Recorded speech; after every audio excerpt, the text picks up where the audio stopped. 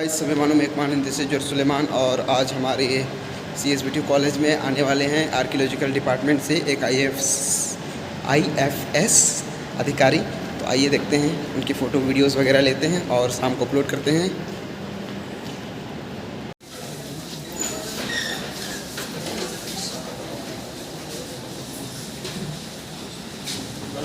University Milan, estimated faculty members and their students. A very warm welcome to all of you present on here. Chhattisgarh Swami Vivekananda तकनीकी विश्वविद्यालय आप सभी का हार्दिक अभिनंदन करता है, स्वागत करता है। We are delighted to you all gather here today as we embark on a journey of knowledge and inspiration. We are truly honored to have our valuable guest, Mr. Vivek Acharya sir, with us. Your expertise and experience are truly remarkable and we are grateful for this opportunity to learn from you. अतिथि देवो भव। आइए हम भारतीयों के स्वागत संस्कार की परंपरा को आत्मसात करते हुए कार्यक्रम की अगली कड़ी आहिस्ते ही शुरू होती है।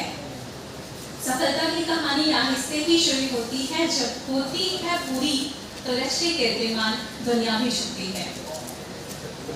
Beginning this enlightened session, before that, with a great pleasure and anticipation, I would like to introduce our guest for this event. पूर्व के पाँव मानने में this proverb completely reflects the journey of Mr. Vivek Acharya sir. Sir, you are born and raised in the culturally rich state of Haryana. His journey is a testimony to the power of passion, dedication, and expertise. With a solid foundation laid during his schooling in the picturesque landscape of Haryana. Landscape of Himachal Pradesh. His academic pursuits took him to estimated Solan University in Himachal Pradesh, where he graduated with a degree in forestry. His thirsting for the knowledge lead him further south to Tamil Nadu Agricultural University in Coimbatore, where he pursued post-graduation specialization in ecological dynamics. Beyond academia, Mr. Acharya, please sir.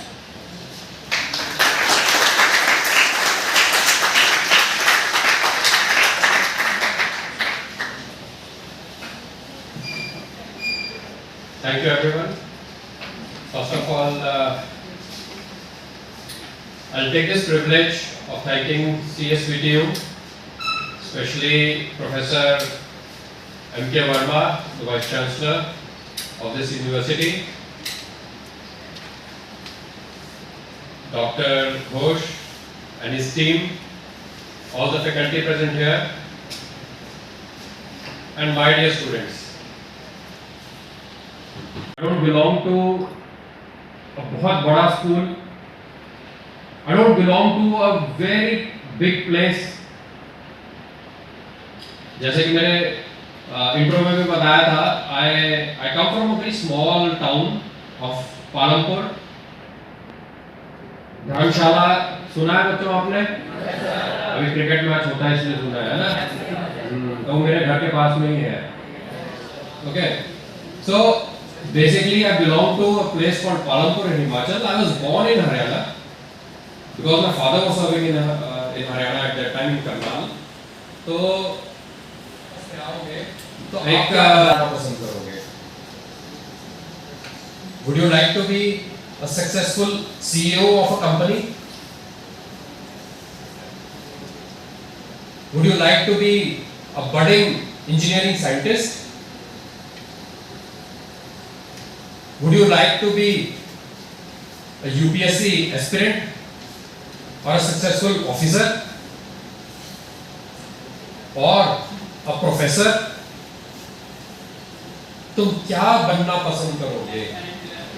Because sir, you said कि आपके पिताजी ने आपसे पूछा था कि आप उनसे कम ज़्यादा टैलेंट या कम टैलेंट अपने आप को मानते हैं कि नहीं. पूरे टीम में 11 प्लेयर होते हैं, तो क्या आप ये नहीं सोचे उस टाइम कि वो तो भले हमसे ज़्यादा टैलेंट हो सकते थे पर मैं भी कंट्रीब्यूट कर सकता था वहाँ.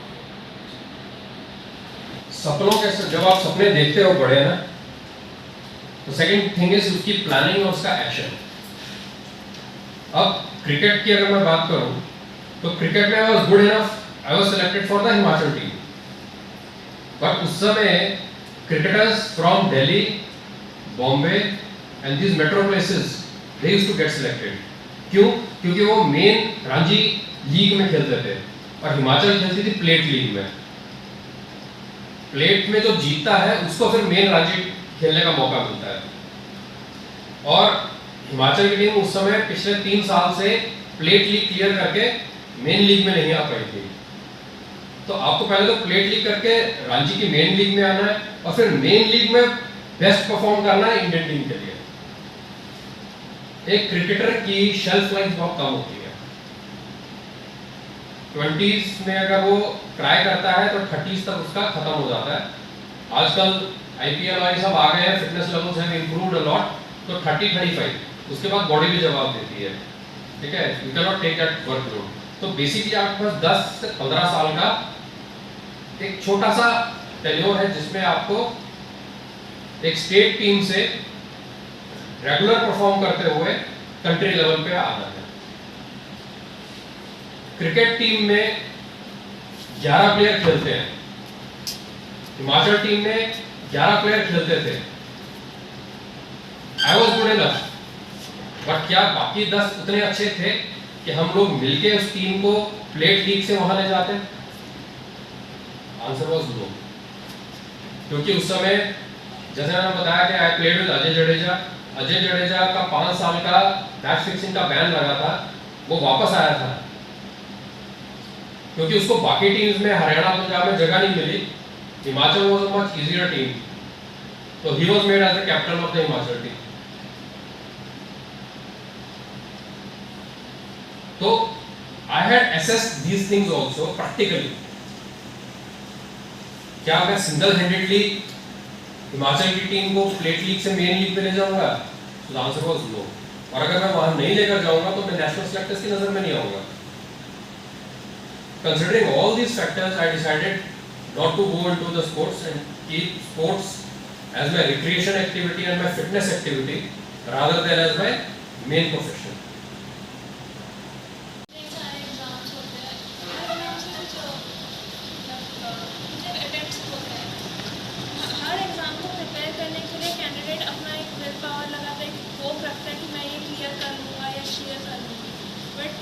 अनफॉर्चुनेटली किसी सर्कमस्टेंसेस में उसका अटेम्प्ट क्लियर नहीं हो पाता, तो उस अटेम्प्ट के बाद उसका जो विल पावर थोड़ा हिलता है, वो अपने आप को वापस उसी फर्स्ट अटेम्प्ट टाइम जितना विल पावर जितने एफर्ट्स के साथ वो तैयारी करना चाहता है उसको वापस कैसे तैयार था। जब मैंने ये बताया था कि I did not clear UPSC in my first attempt, आप फर्स्ट अटेम्प्ट में आपकी विल पावर होती है आपके पास, बट आपके पास एक्सपीरियंस नहीं होता। अटेम्प्ट देने के बाद जब आप क्वालिफाई नहीं कर पाते एंड यू एनालाइज कहाँ गलती हुई, सिर्फ एग्जाम को क्वालिफाई ना कर पाना और फिर हाथ जोड़ के बैठ जाना कि नहीं मेरे बस का नहीं है, वहां से नहीं होता। यू हैव टू एनालाइज कि कहाँ पर गलती हुई। मेरी तैयारी तो अच्छी थी पर गलती कहाँ पे हुई, कहाँ पे ऐसा हुआ कि I did not perform to my levels, उसको जानना बहुत ज़रूरी है, वो एनालिसिस बहुत ज़रूरी है। सेकेंड टाइम जब मैंने आपको बताया एनालिसिस करने के बाद, उससे पहले सेल्फ मोटिवेशन के लिए जैसे मैंने बताया मैं वो गाना सुनता था, लक्ष्य तो हर हाल में पाना है। So you have to find a source that motivates you. आपको क्या मोटिवेट करता है, क्या चीज़ मोटिवेट करती है? जैसे listening to music used to motivate me, maximum को करता होगा। जब आप गाने सुनते हो, फिल्में देखते हो तो अंदर से एक जुनून आता है ना, यार हमें भी करना है। तो वो गाना सुनना मेरा मोटिवेशन था, उस गाने को मैं सुनता रहता था कि लक्ष्य तो हर हाल में पाना है, even if you have failed no issues, लक्ष्य तो हर हाल में पाना है। And then you analyse where you are going wrong. जब मैंने फर्स्ट और सेकंड अटेम्प्ट का एनालिसिस कंप्लीट किया, इनफैक्ट जब सेकंड टाइम में आई टोल्ड यू कि मैं क्वालिफाई नहीं कर पाया, लेकिन मैंने लड्डू खिलाए। क्यों? क्योंकि मैं एनालिसिस के हिसाब से मैं 25 नंबर से रहने वाला था, और जब मैं 20 नंबर से रह गया आई वॉज हैप्पी कि मेरा एनालिसिस बिल्कुल सही है। उससे आपको कॉन्फिडेंस आता है। उसी कॉन्फिडेंस की वजह से जब मैंने थर्ड अटेम्प्ट का आखिरी क्वेश्चन का आखिरी आंसर लिखा, I raise my hands and I said I am selected. student in the second sem CCI Honors branch. Sir, my question from you is, sir, you have been an IFS officer for almost 20 years, which is a leadership position. So I wanted to ask you, according to you, what is considered as effective leadership, and what could be your mantra to be an effective leader? Okay. Please have a seat. What is leadership? Leadership होती क्या है? Who is a leader? Leader is nothing but a single word called influencer, जो influence कर सके in the right direction for a common goal. ठीक है? Not for his vested goals. जो influence कर सके मास को, पब्लिक को, जो इन्फ्लुएंस कर सके एक पर्टिकुलर डायरेक्शन में चलने के लिए प्रेरित कर सके to achieve a common goal, एक major goal. He is a leader. तो बेसिकली एक लीडर जो होता है उसके पास विजन होना चाहिए. He has to be very good communicator. Communication skills are very important. आपके पास आइडियाज हजारों होंगे, बट उन आइडियाज को राइटली कम्युनिकेट करना इज वेरी इंपॉर्टेंट. ठीक है? तो communication skills are very important. आपने इंटरव्यू में फेस कर रहा है, आपसे क्वेश्चन पूछा गया, आपको उसका जवाब पता है, लेकिन आपके पास सही शब्द नहीं है अगर वो बोलने के लिए, सही तरीका नहीं है अगर बोलने के लिए, तो वो idea is good for nothing. ठीक है? And this I see as a major reason for low employability of people in Chhattisgarh. Technically, आप सब बच्चे बहुत अच्छे हो, but कहीं ना कहीं communication skills weak है. Control of the language, especially English language. मैं डायरेक्टर एम्प्लॉयमेंट भी था, तो मैंने एक बार कैंप करवाया. तो उसमें मल्टीनेशनल कंपनीज जो आई थी, 254 पोजीशंस थी and only 54 people were selected. तो जब प्लेसमेंट्स हो रहे थे और मैंने पूछा कि वाई सो लो, आपके पास तो 254 सीट्स है, और वो मैंने मेन रायपुर में करवाया था, सारे गवर्नमेंट कॉलेजेस का इकट्ठा करके, वे बैक इन 2018. तो मेरे को जो मल्टीनेशनल कंपनीज से उन्होंने ये बोला था कि आपके बच्चे टेक्निकली तो बहुत अच्छे हैं, but they are very low in communication, number 1, and number 2 they are very weak in English. तो लड़कों ने क्वेश्चन किया कि आपने हमारी इंग्लिश चेक करनी है या हमारे स्किल्स. भाई अंग्रेजी की वजह से आप हमें रिजेक्ट कर रहे हो, लैंग्वेज की वजह से क्यों रिजेक्ट कर रहे हो? अब हमारी स्किल्स देखो, हम कर सकते हैं कि नहीं. बच्चों की अपनी सोच सही थी, पर जो आंसर मिला, मल्टीनेशनल कंपनी ने बोला, सी हम मल्टीनेशनल कंपनी है, हिंदी इंडिया में भी सब जगह नहीं बोली जाती, and we are doing our business US, UK. Hindi में बात करोगे उनसे, क्लाइंट से कैसे बात करोगे? इंग्लिश में बात करोगे ना.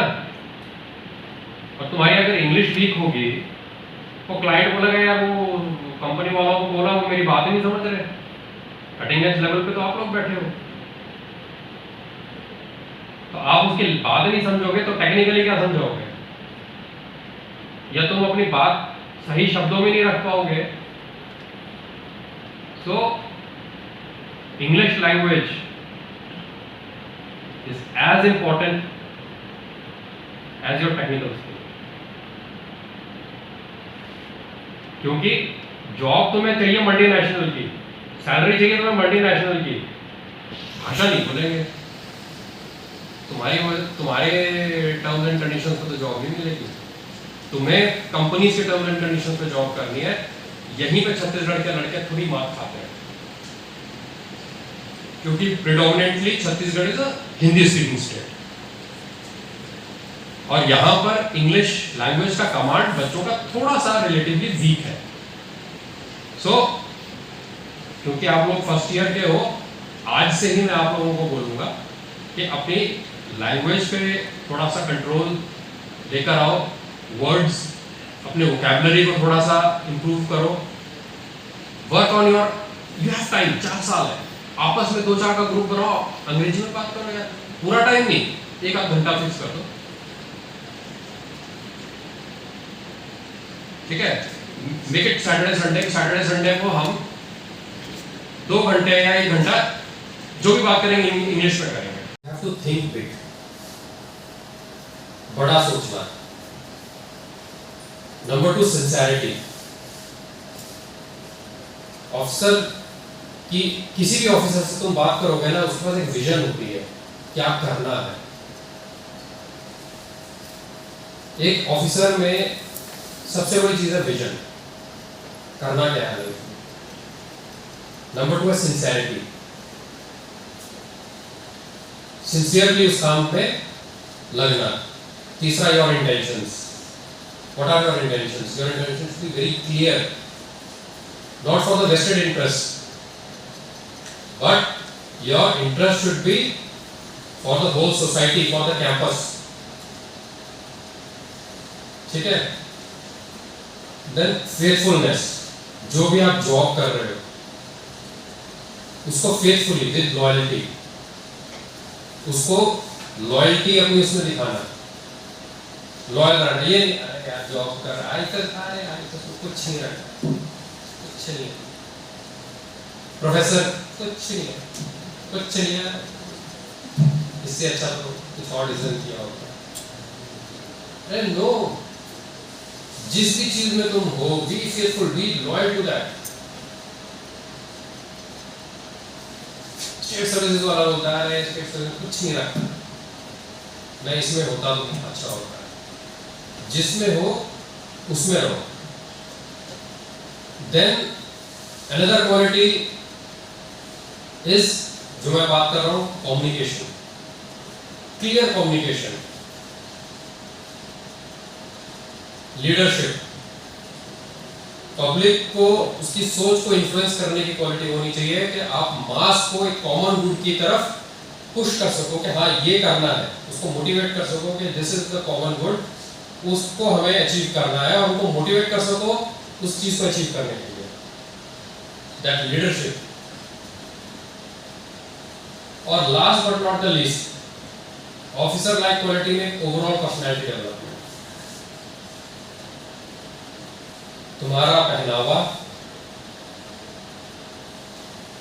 तुम्हारा चाल ढाल, बॉडी लैंग्वेज जिसको हम बोलते हैं, ठीक है। मैंने जो एग्जांपल दिया कि मैंने यूपीएससी में ये सोचकर गया था कि मैं ऑलरेडी ऑफिसर हूं, ठीक है। उससे क्या हुआ, मेरी बॉडी लैंग्वेज जो है वो पॉजिटिव ऑफिसर की थी। वहां साइकोलॉजिस्ट बैठा होता है, उसने देखा यार ये लड़का बिल्कुल नहीं डर रहा है, क्योंकि मेरी जो नॉन वर्बल कम्युनिकेशन है उसको नॉन वर्बल कम्युनिकेशन बोलते हैं, तो मेरा non verbal communication was very strong, my confidence level was very high, ठीक है। वो ओएलक्यूज में आता है तुम्हारा कॉन्फिडेंस, और वो कॉन्फिडेंस तभी आता है जब आपकी विजन क्लियर होती है। तो आप सिर्फ ऑफिसर बनना ही नहीं, ऑफिसर दिखना भी जरूरी है। So OLQs is basically an amalgamation of all these qualities, ठीक है।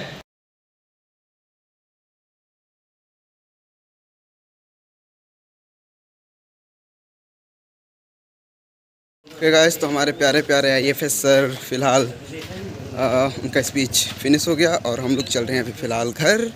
मिलते हैं नेक्स्ट वीडियो में, बाय बाय।